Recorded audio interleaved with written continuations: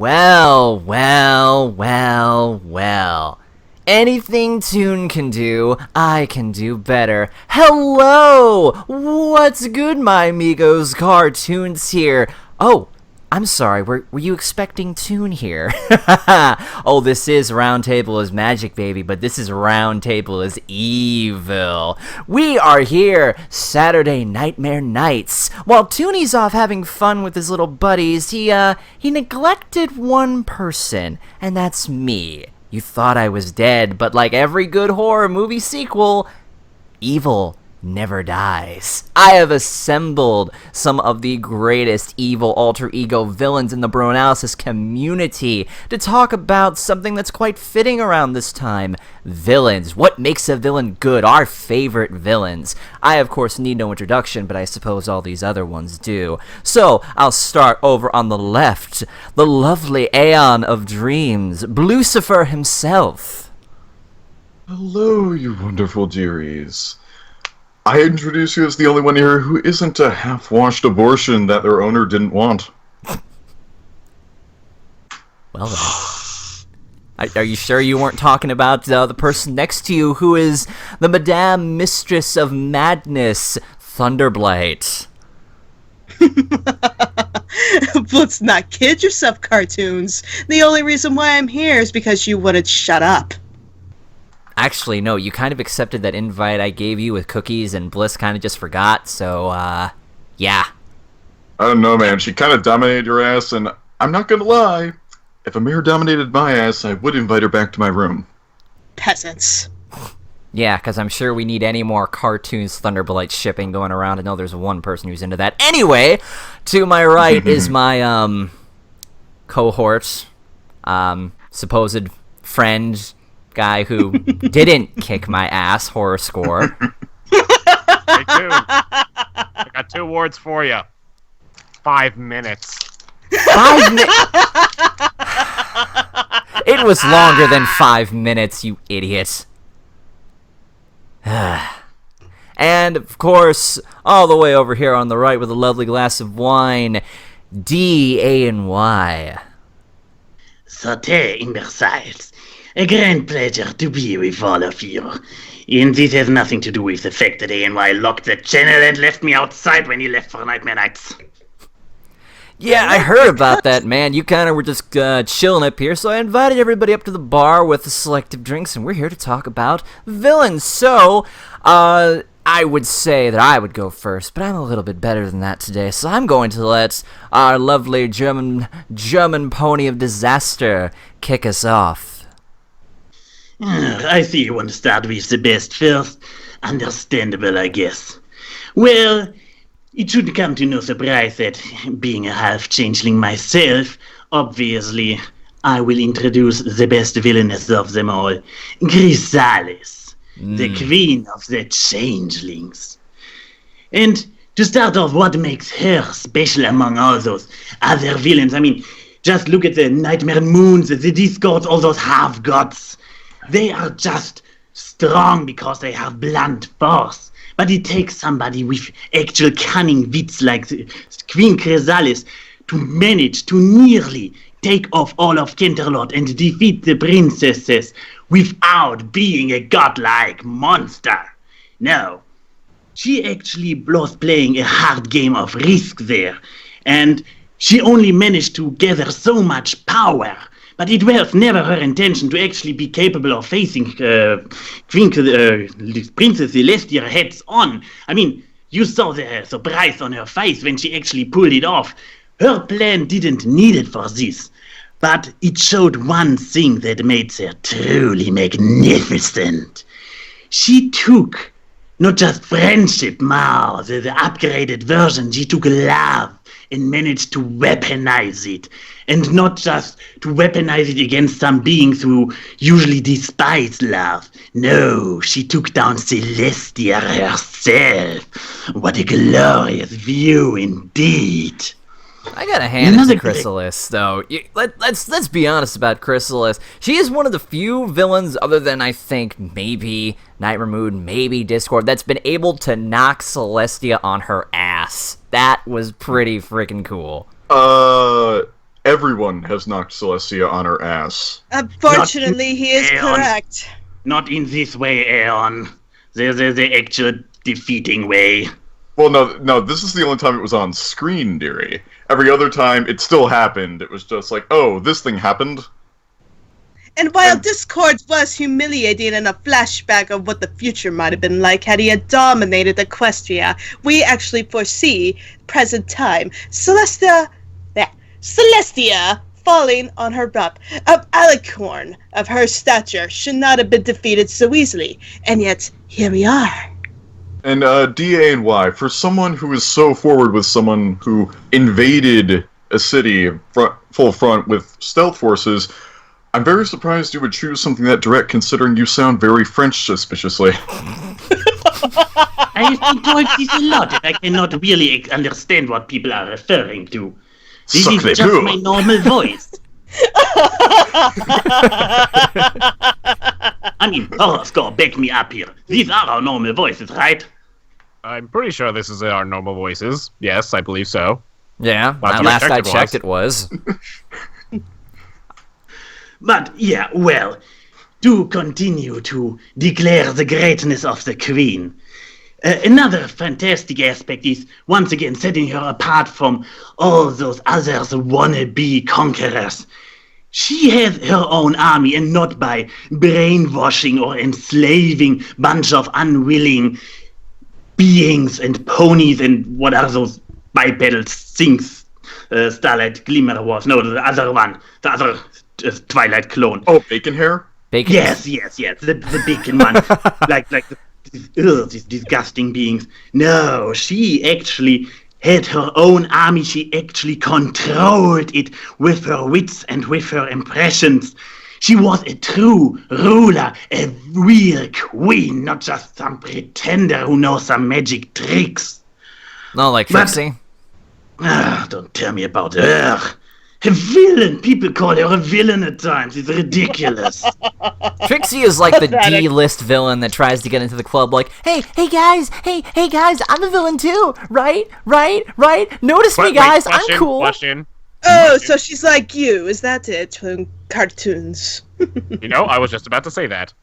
Then I like your style. Do I sir. need to run down the accomplishments of what I've done? We'd be here for a while. Do I Yes, need to and remind who created you, sir?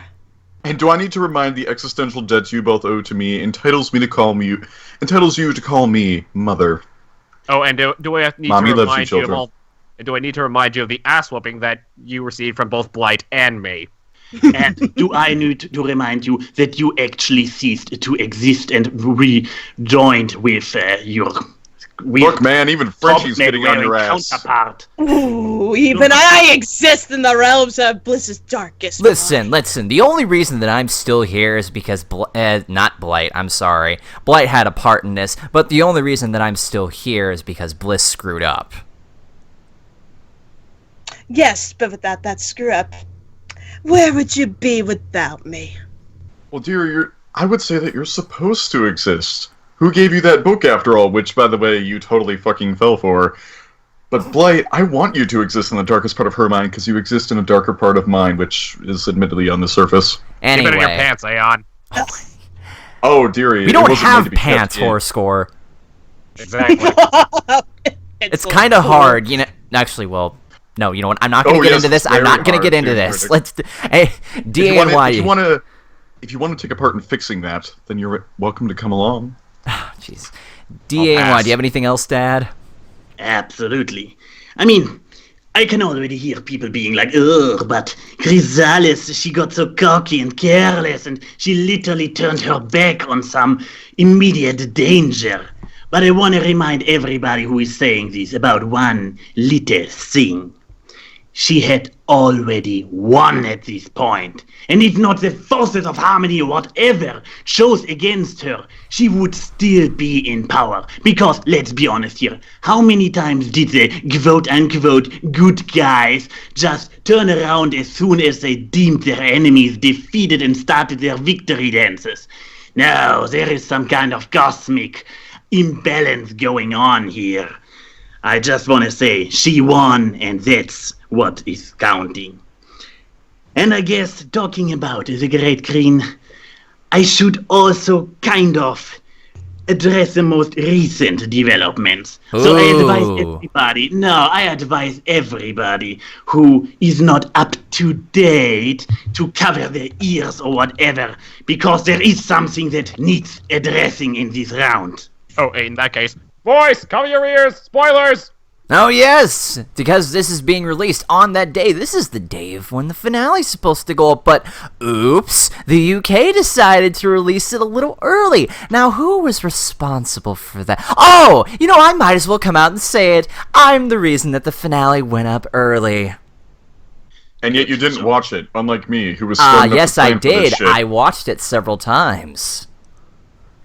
Good for you, actually, because important news for everybody who has also seen it and might have taken away some misunderstandings about the development in this. First, I want to point out, Queen Chrysalis came up with a new plan, which was actually less megalomaniac and more long-term oriented. She was actually playing to the true strengths of changelings, like infiltration, replacement, and this could have been a kind of harmonic coexistence for centuries. I mean, just think about it. Kidnapping and replacing a few beloved ponies every few generations. This is a small price to pay to keep an entire race from hungering. But no, this was not what was allowed to happen here. You sound like a changeling Unalak when you talk about harmonics and shit. Just instead of harmonic convergence, it's harmonic feeding. It was disgusting what we had to witness there. And it was the rightful action of our queen to protect us from this starlight glimmer who dragged this infected one, the one they call Thorax, into the hive to infect all the others. Wait, Sorak was in there? It what he did said, kind of sound like it said Sorax. Sorax. I mean, I thought it was Thorax, but... Did he just scream down the queen or something? No, the one who deserted, who joined the ponies in the Crystal Empire, and who got infected with their feelings and started to develop this colorful scheme. Disgusting. He was an infectious herd. I don't know, man. Getting infected with liquid feelings is actually pretty good, and I wouldn't call it infection. I'm sure you're used to liquid feelings, eh? Liquid feelings are amazing. Looking at what happened next, if you tell me that this has not every single sign of a horrible disease and infection spreading from one changeling to the other, our queen not capable of holding it back thanks to this pony scum who dragged it in there. Oh, dearie. You see, when it comes to holding things back, I think they should all just be let out and out in the open and displayed and confronted. But if you want to talk about infections... Have you seen what this infection turned them into? They got turned from beautiful, elegant beings of darkness. I could just say that technically the holes in your legs would be an infection, but for collecting liquid love, you might find a use if you're creative enough. So that's not an infection. Hang on, you were saying horror? Sorry, it may be just me, but it sounds like you got a little salt on your hands because, I hate to say it, your queen got defeated by the power of love twice. And she ran. She is actually, if you look at it from the right angle, she did not do the easy thing that was offered to her and give in to the overcoming decay of her species. No, she took the role of somebody in a different genre. They would call her the hero in, for example, a zombie movie, the one being faced with her entire species falling apart and becoming these abominations of nature. I honestly thought that Chrysalis was gonna die there, but what would have been great is if they used that power to either A, just spread all the love and have Chrysalis explode, or we get something out of The Lion King where they just eat her alive. Oh my god, that would have been amazing. That would have been horrifying, but I'd be like, we can get away with it. No, but she actually managed to get away. And being still half changeling and not infected myself, all my prayers go out to her. I am hoping she will one day return, find a cure, and bring us back to our former glory. And for all the ponies out there who dare to call her a villain, she was not the one committing genocide on an entire species. I mean, technically that was Thorax that just did that, but... No, he was basically just a carrier. It has been the ponies again, destroying what is beautiful and turning it into something resembling themselves. All right, D, we've let you go on for like long enough. Your wine thingy is running out there. It's true. I need some kind of refill. Somebody else take over. Aeon, who did you bring to the table? Starlight Glimmer, dearie. Oh boy, Starlight, the one that's been causing why? so much controversy. Indeed. And the one also responsible for the defeat of your queen in that last stint you just talked about. Call it a defeat. I call it backstabbing and corruption. No, Anyway. you see, dearie, you're bound by petty morality. I look at pragmatism. And when the results say are the results that occur. She did it. Even if it did involve some trickery. All is fair in love and war. Now, most people will say that, like, oh, Starlight Glimmer, not the best character. Let's replace her with bacon hair. Fuck that. She was the weakest villain in the entire... Well, I don't know. I don't read the comics, but, like, of all the productions in the media, she's probably one of the weakest villains of the, like, movies and TV show. Just because she had the simplest motivation of, oh, let's become a demon. Let's do something really stupid involving the mirror portal because an army of hypnotized teenagers is totally going to take over Equestria. Yeah, sure. Okay. I mean, it can't be any stupider than what they did in Legend of Everfree, but you know. I didn't see that, but I'll take your word that it's really stupid. It's kinda I don't care about stupid. spoilers. Okay, so what do we got here? What we got here is with Starlight Glimmer when she first appeared, we have a time where I can imagine Amy Keating Rogers kicking the fucking door in on like M.A. Larson and the other fucker who wrote it. I don't know. Maybe his name began with a P. I'll just call him Pumpkin. Pumpkin. So Emily Larson and Pumpkin are sitting at the table and they're talking about ideas and reading Tumblr for inspiration. Then Amy Keating Rogers just kicks the fucking door in with a copy of Atlas Shrugged in her hands, and she is all like, "Guys, we need to include some of this objectivism shit. We need to tell people about the other side. Fuck morality. Andrew Ryan had a goddamn point. Damn it! Only this time he's gonna win BioShock." And then M.A. Larson is starting to cry, and he's just like, but I feel triggered right now. I feel so triggered. And Amy Keating Rogers looks at him like a cheetah about to rip its fucking head off and says, "Fuck you!" And that's how Starlight was Ghost. made.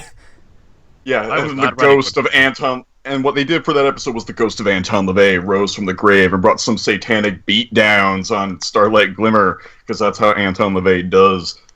He did come back just to beat the shit out of her, to show the world, you know what? Yeah, Andrew Ryan and John Galt did have a point. Objectivism ho.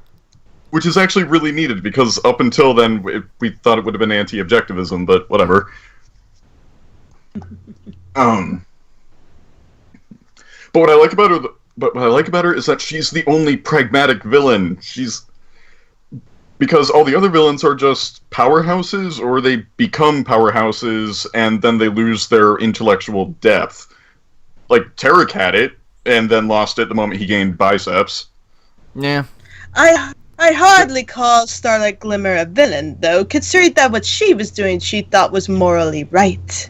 No, that's the thing, though, is that a real villain doesn't do that. You see, here we have actual advancement of character, dearies.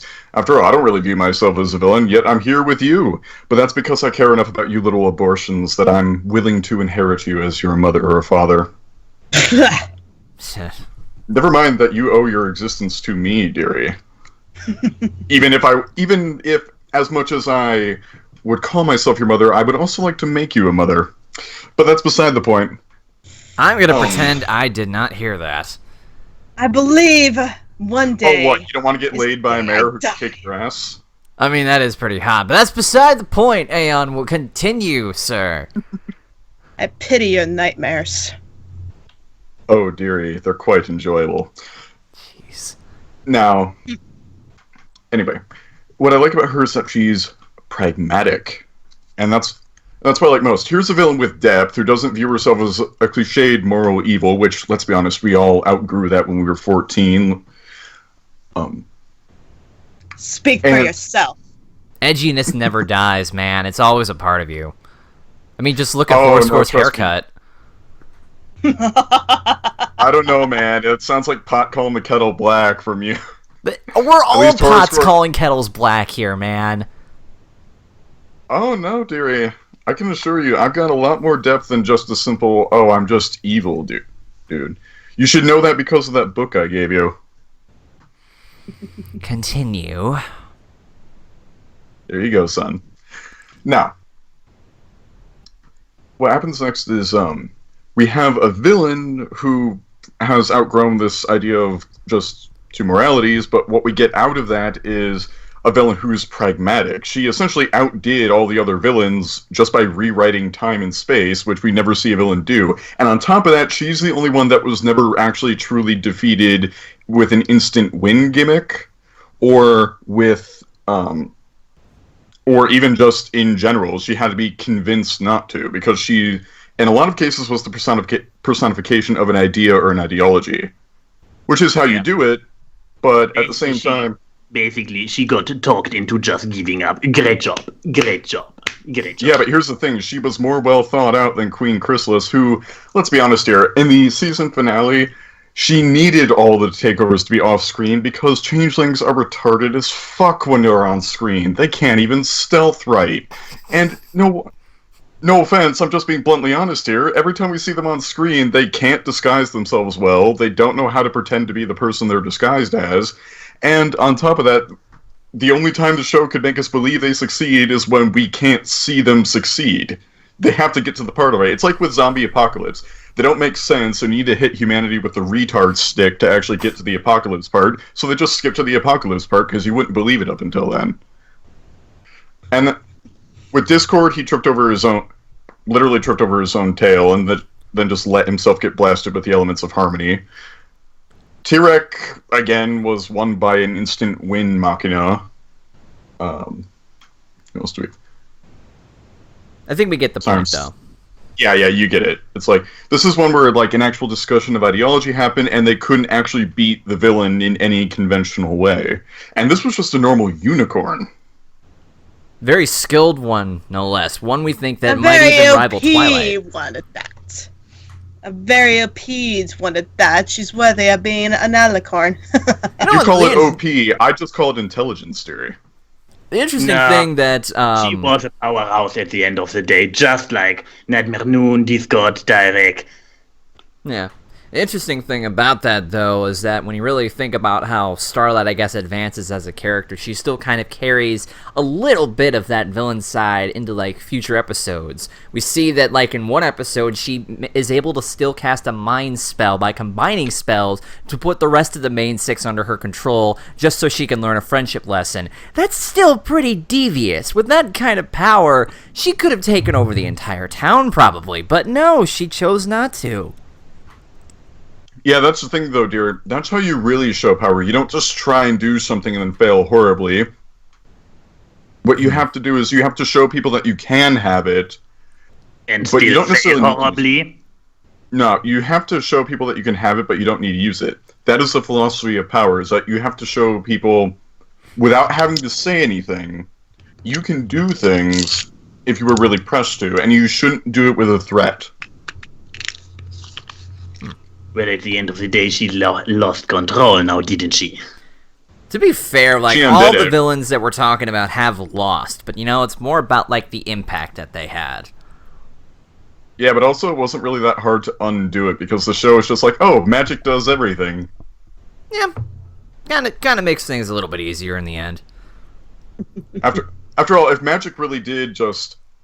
Well, I suppose that isn't true for everyone. After all, Chrysalis couldn't undo her rather sucky invasion of Canterlot. Tyrek couldn't undo being trapped in Tartarus, even though he was a frail old man at the end of it. Discord couldn't undo being put into a statue. So, Yes, Starlight Glimmer is the only one who can actually undo her defeats. By switching sides. Yes, but you have to remember, dearie, I don't view things in terms of morality. I only choose the villain label because A, it's fun, and B, I suppose it counts for this stream. I guess. Yeah, anyway, is that it? Yeah, that's it. Alright, who do you pass it off to? My dear, sexy daughter, Thunderblight. One day, I will destroy you, and I will find you. it very hot. You realize you can't win against this guy, right? No matter what you do, he's just gonna be turned on by the fact of you just beating Leon, his you face need a in. safer web on. Says the wannabe who got defeated by me. Silence, fool. Now, if I could think of... Shoot. Yes, if you could think about it, that would be great, dearie. She needs to think about it, which is fine. I guess we can think about it. I guess I'll take her place instead. She needs to clearly think about her choice. So I'll take it. I am here, and I do apologize for that. Did you have Anyways. Lightning Bliss try to knock on your door? Lightning Bliss needed to go Betty by because she's too weak-minded to handle what is about to come. Anyways. Floor is yours. Villains are supposed to leave an impact on all of us. Like in my case, I left a tremor of fear in the wake of many of Lightning Bliss's friends. Wouldn't you agree, former Toon critic? Well, see, here's the thing about that. I'm still around. I didn't really quit. Sure you are. Whatever helps you to sleep at night. You just watch, dearie. You just watch, dearie. I'm gonna come back better than ever, and everyone's going to love to hate me again. Of course, you will too, but you could probably use a few adjustments. Love. The day I love you is the day I roll in my grave. That being said, when I speak of villains leaving an impact on the victims, there's no other villain that comes to mind than King Sombra.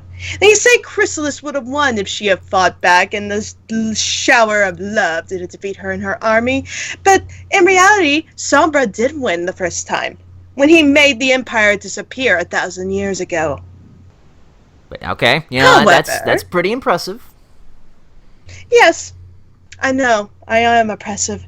But that being said, the one thing that he clearly had an influence of all the Crystopony citizens was that they couldn't even fathom his memory without being shaken with fear and pain.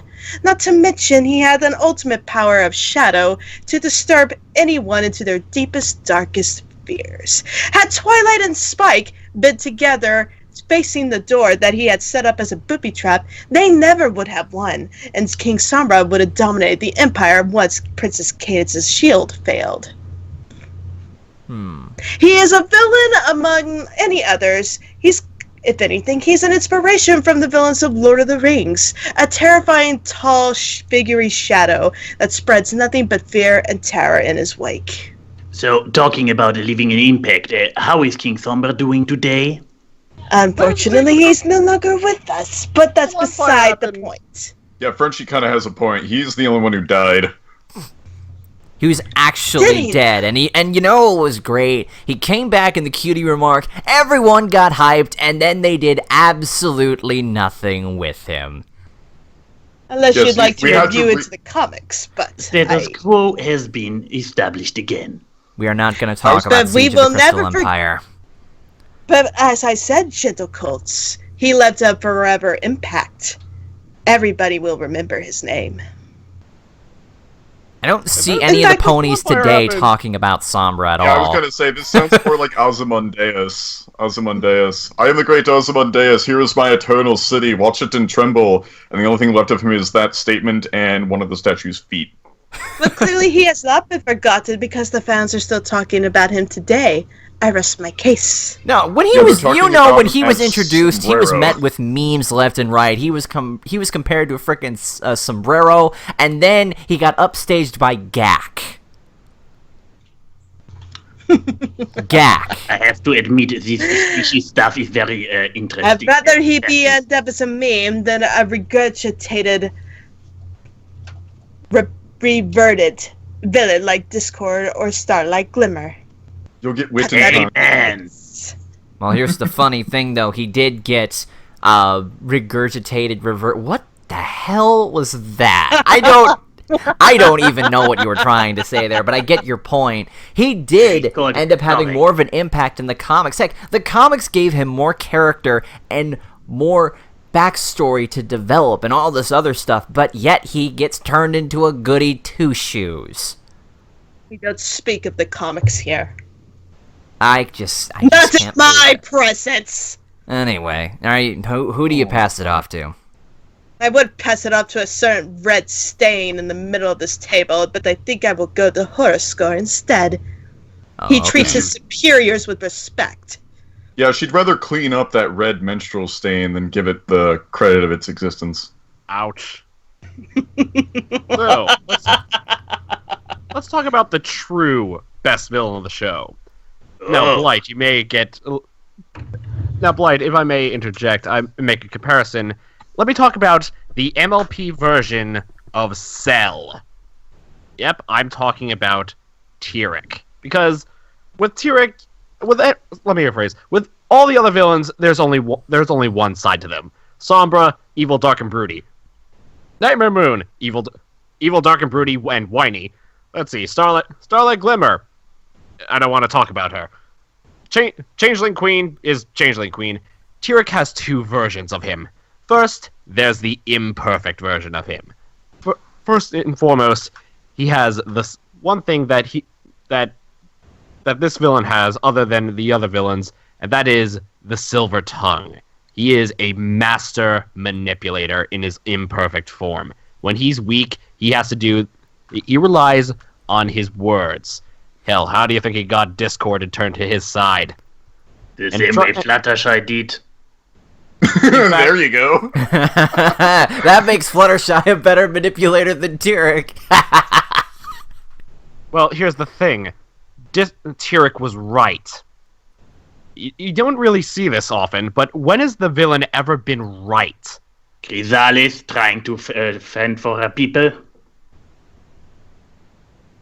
Starlight Glimmer willingly choosing to stop after being convinced rationally that her ideology doesn't work and would lead to destruction. Moving on. Well, that put a real nice spike there. Well, this was actually honestly the first time in a long time where the villain was you actually sort of agree with the villain, and especially when especially that scene where he's talking to Discord. Or you're no villain. You're basically a slave. You're an errand runner. What do you think why nobody in this round picked Discord? Perfect. Or did perfect you, example. cartoons? Well, hell, it was that little motivation that turned Discord back to his evil ways, and it was the most glorious thing I've ever seen. Well, then again, also his terrifying absorption of magic. Let me ask for all the villains in the audience. When you first saw the absorbing scene, how many of you shit bricks? I mean, I didn't shit bricks necessarily, but seeing him do that was pretty dark for this kind of show, especially not only him absorbing just regular unicorn magic, but here he is absorbing like Pegasus magic and Earth magic. I didn't even know you could do that. Then you got Discord's power, which confused me because I didn't even know you could do that. And now you know, thanks to Tyrek. In fact, that scene, going back to the whole Cell comparison, you could actually sort of make the comparisons with Cell's introduction. All you see is just the dark alleyway, and the unicorn, and all alone, and all scene you see the absorption of his magic, and all you see is all you feel right now is the wetness in your pants, and you are terrified beyond belief. My pants only get wet for one reason, dearie, and it's not the reason you're thinking of. We don't wear pants. That's the point. They're too wet. Quiet you. And sticky. But now we got now they got the imperfect form. Then it's time to talk about the perfect form, the physical powerhouse that is Lord Tyrek. Here's Like, he doesn't even need... Once he has that hell, even the semi-perfect form, he doesn't need Discord.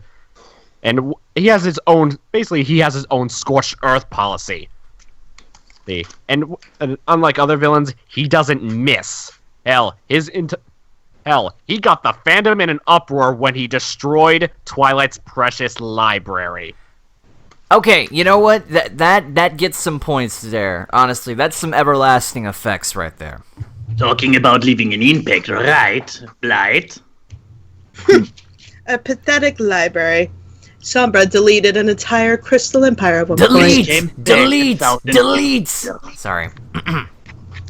And hell, it took all the main 6 to defeat them instead of, let's see, Power of Love, one talking to, let's see, who else am I forgetting? More power of love. Yeah, you got defeated by another Deus Ex Machina. Not a Deus Ex Machina. It was already pre-established in the previous seasons. Doesn't come out of someone's ass.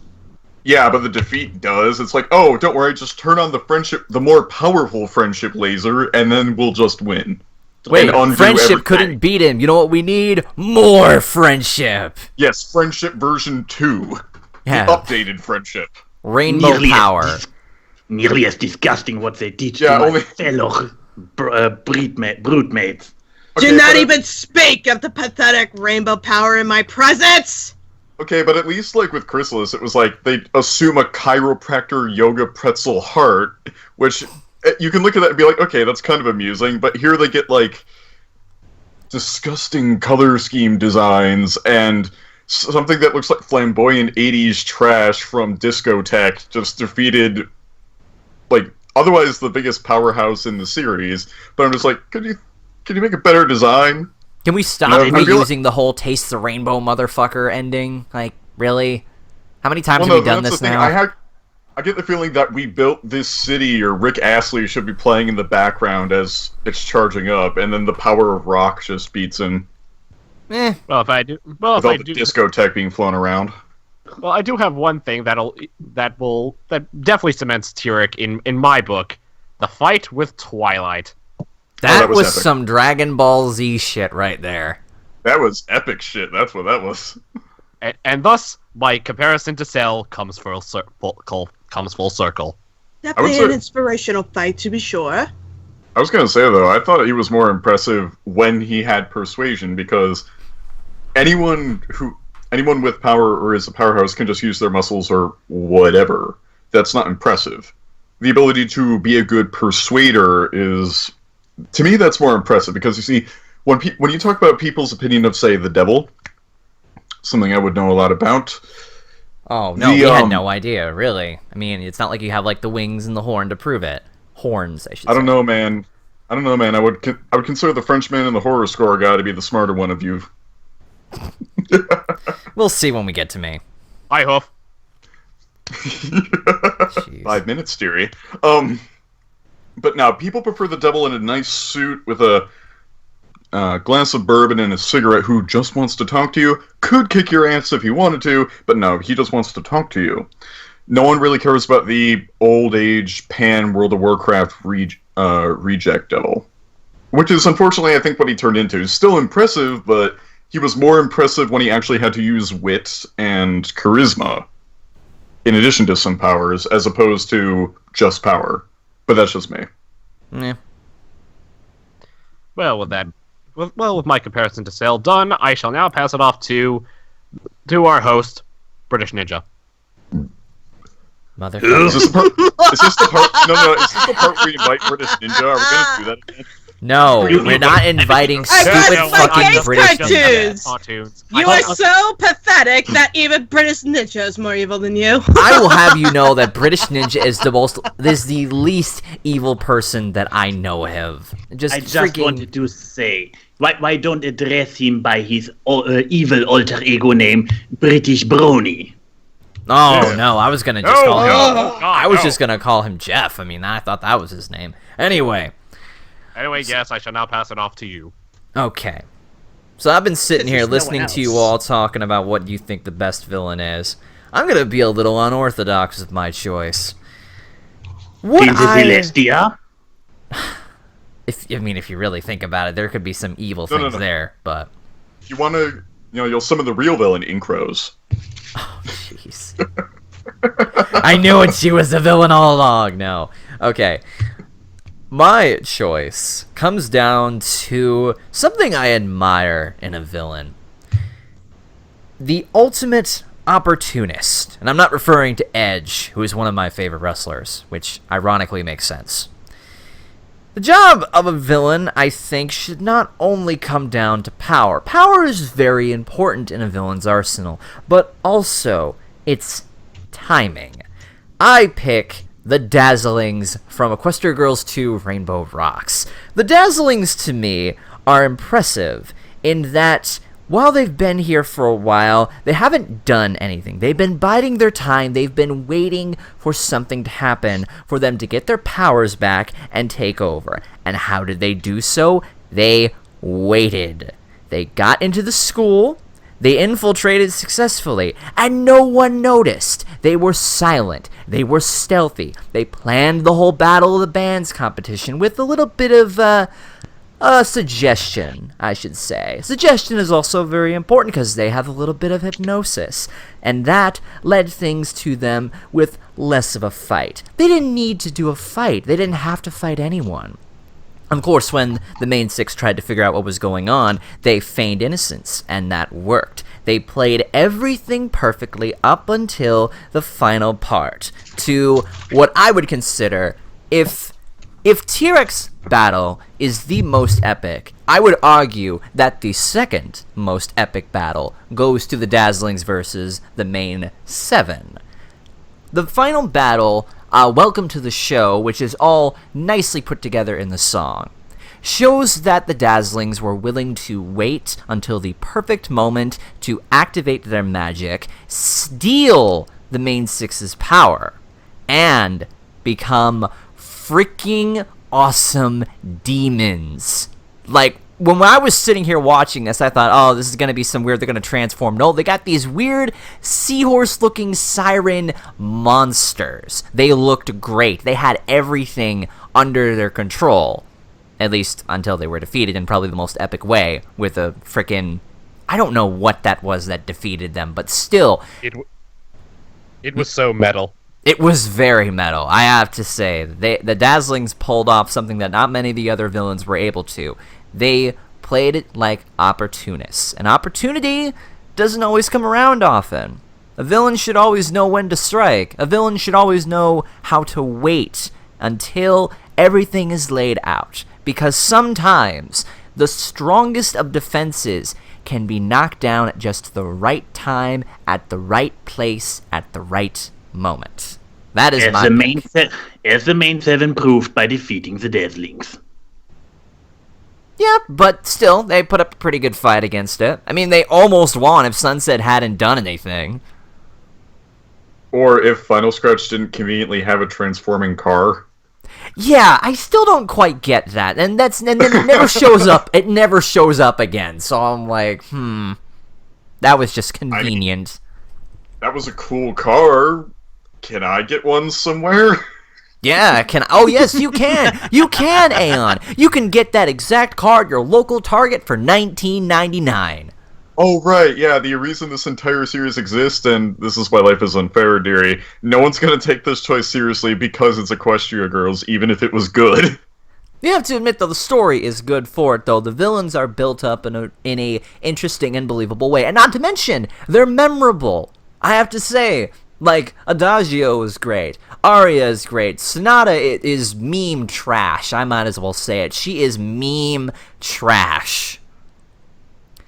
Somehow everyone still loves the whole Taco Tuesday thing. That has overstayed its welcome for who knows how long.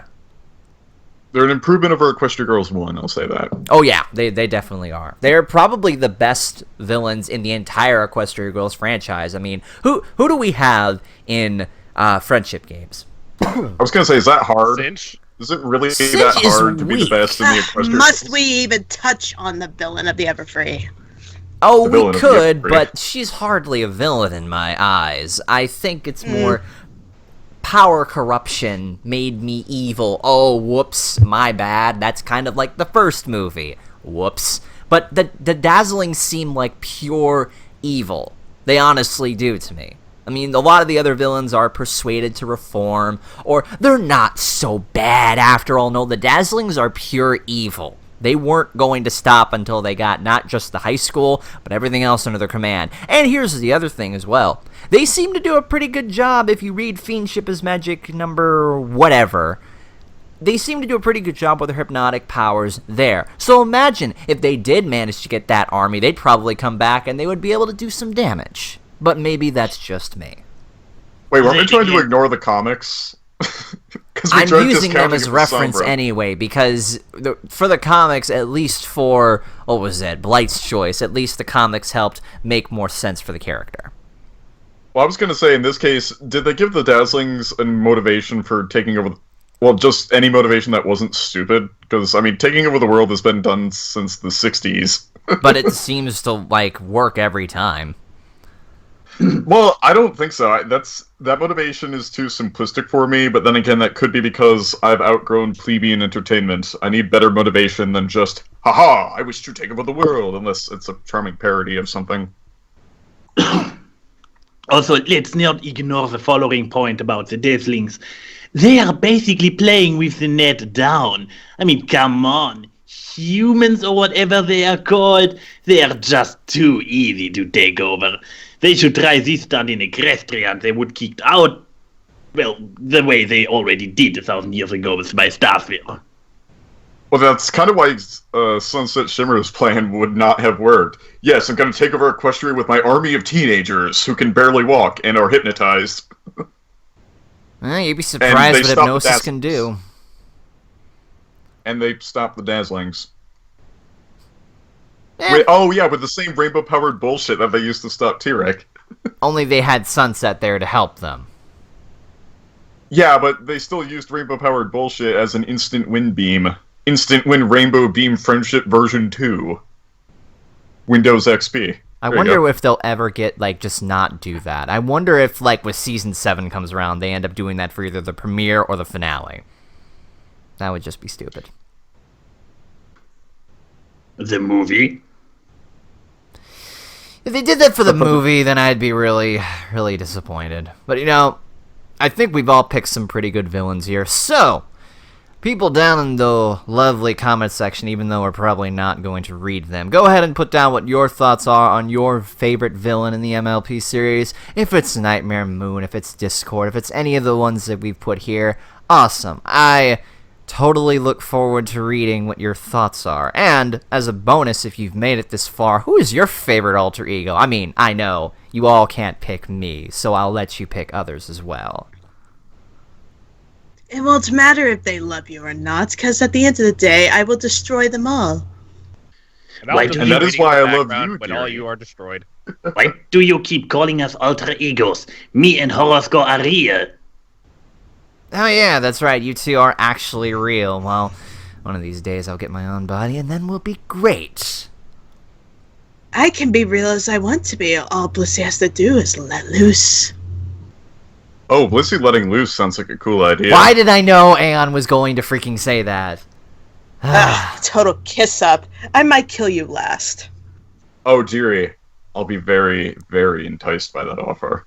Oh, yeah. Kill him first, kill him first! All those flirtatious lewdness, you nearly as disgusting and annoying as A and Y. Horror D, if Aeon takes over, I propose an alliance. Are you okay with that?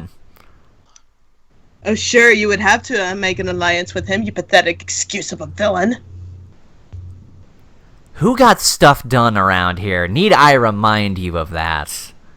Who got owned by a little rainbow alicorn? I did more. Right. I did more in 4 or 6 months than you did in 3 videos. And I saw you crumble in 5 minutes. In one day, I was able to terrify a number of brony reviewers and throw your tail to the floor like you were an inconsiderate little pest. And who has been here from the very beginning, eating popcorn, sitting on the sidelines and watching you bicker like an old couple? Horror score. Yep.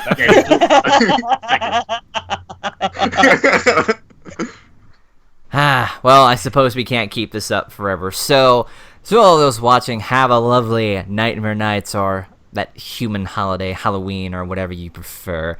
I don't know about you, but I think the one thing we can all agree on, let's go raid people. Let's get some candy. I mean, let's support those, everyone. Oh my god, I get to take my children trick-or-treating. Yay.